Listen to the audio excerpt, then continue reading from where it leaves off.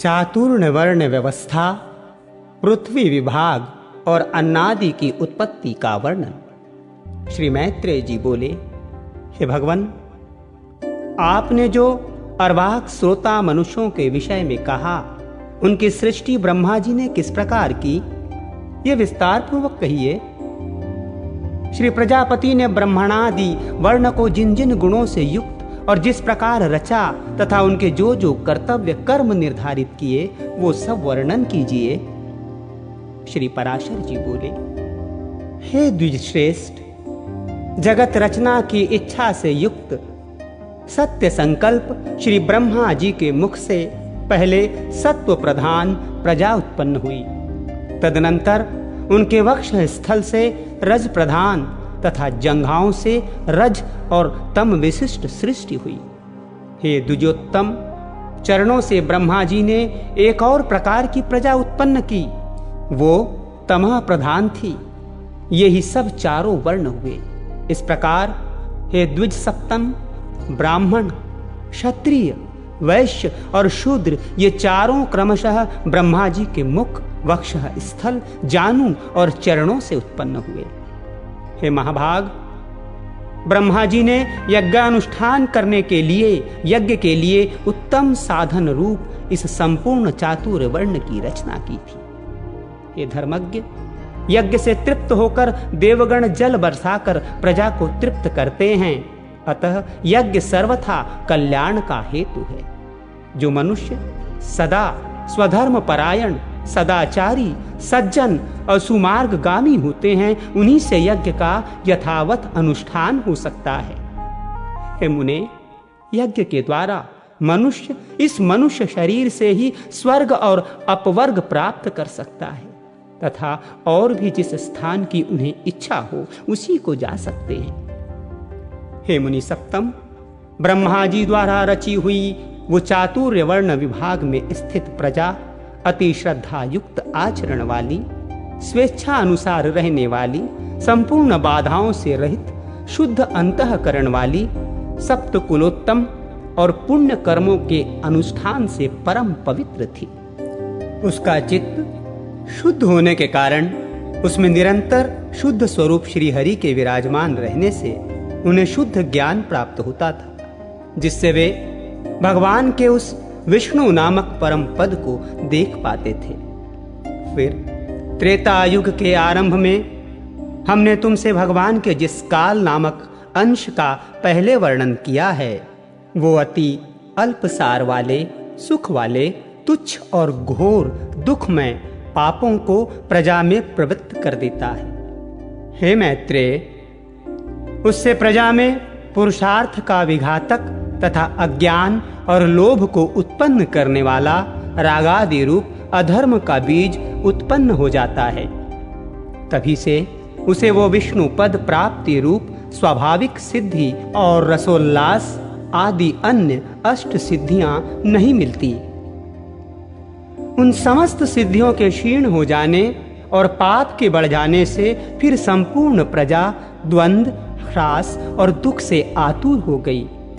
तब उसने मरुभूमि, पर्वत और जल आदि के स्वाभाविक तथा कृत्रिम दुर्ग और पुर तथा खरवट आदि स्थापित किए। हे महामते, उन पुर आदिकों में शीत और घाम आदि बाधाओं से बचने के लिए उसने यथा योग्य घर बनाए।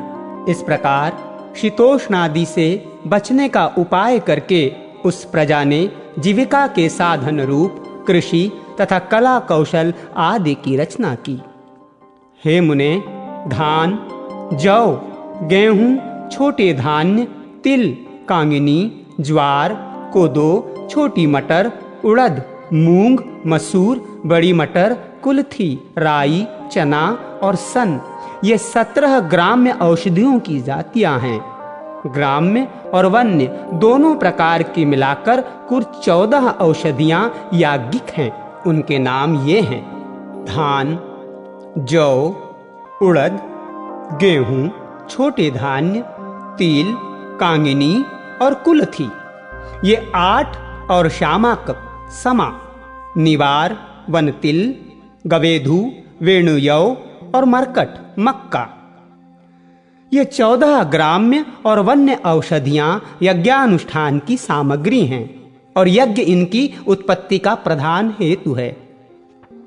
यज्ञों के सहित ये औषधियां प्रजा की वृद्धि का परम कारण हैं।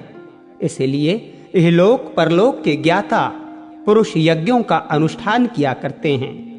हे मुनिश्रेष्ठ, नित्य प्रति किया जाने वाला यज्ञानुष्ठान मनुष्यों का परम उपकारक और उनके किए हुए पापों को शांत करने वाला है। हे महामुने, जिनके चित्त में काल की गति से पाप का बीज बढ़ता है, उन्हीं लोगों का चित्त यज्ञ में प्रवृत्त नहीं होता। उन यज्ञ के विरोधियों ने वैदिक मत, वेद और यज्ञादि कर्म सभी की निंदा की है। वे लोग दुरात्मा, दुराचारी, कुटिलमती, वेद विनिंदक और प्रवृत्ति मार्ग का उच्छेद करने वाले ही थे। हे धर्मवानों में श्रेष्ठ मैत्रेय, इस प्रकार कृषि आदि जीविका के साधनों के निश्चित हो जाने पर प्रजापति ब्रह्मा जी ने प्रजा की रचना कर उनके स्थान और गुणों के अनुसार मर्यादा, वर्ण और आश्रमों के धर्म तथा अपने धर्म का भली प्रकार पालन करने वाले समस्त वर्णों के लोक आदि की स्थापना की। कर्मनिष्ठ ब्राह्मणों का स्थान पितृलोक है। युद्ध क्षेत्र से कभी न हटने वाले क्षत्रियों का इंद्रलोक है तथा अपने धर्म का पालन करने वाले वैश्यों का वायुलोक और सेवा धर्म परायण शूद्रों का गंधर्व लोक है। 88,000 उद्भरिता मुनि हैं। उनका जो स्थान बताया गया है वही गुरुकुलवासी ब्रह्मचारियों का स्थान है। इसी प्रकार वनवासी वानप्रस्थों का स्थान सप्तर्षि लोक, गृहस्थों का पितृलोक और सन्यासियों का ब्रह्मलोक है तथा आत्मानुभव से तृप्त योगियों का स्थान अमर पद मोक्ष है। जो निरंतर एकांत सेवी और ब्रह्मचिंतन में मग्न रहने वाले योगी जन हैं, उनका जो परम स्थान है उसे पंडित जन ही देख पाते हैं। चंद्र और सूर्य आदि ग्रह भी अपने अपने लोकों में जाकर फिर लौट आते हैं, किंतु द्वादक्षर मंत्र ओम नमो भगवते वासुदेवाय, ओम नमो भगवते वासुदेवाय, ओम नमो भगवते वासुदेवाय का चिंतन करने वाले अभी तक मोक्ष पद से नहीं लौटे। तामिश्र, अंधता मिश्र, महारौरव रौरव, असिपत्रवन, घोर कालसूत्र और अविचिक आदि जो नरक हैं, वे वेदों की निंदा और यज्ञों का उच्छेद करने वाले तथा स्वधर्म विमुख पुरुषों के स्थान कहे गए हैं।